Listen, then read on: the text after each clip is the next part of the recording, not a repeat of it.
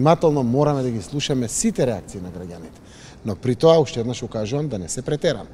Затоа што граѓаните имаат право на заснување на работен однос овде во својата земја.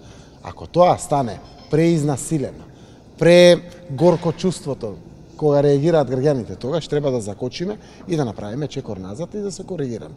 Јас очекувам дека тоа ќе го следат сите. Тоа не значи дека не требат луѓе кои што се членови на семејството да барат работа овде во нашата земја.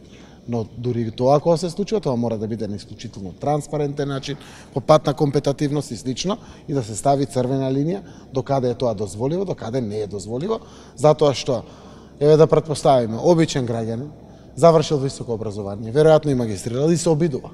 И ќе слушне некој член на семејството на функционер, изгубил шансата. Ќе слушне отпосле дека некој влегол, а тоа било можност и за него за работно место.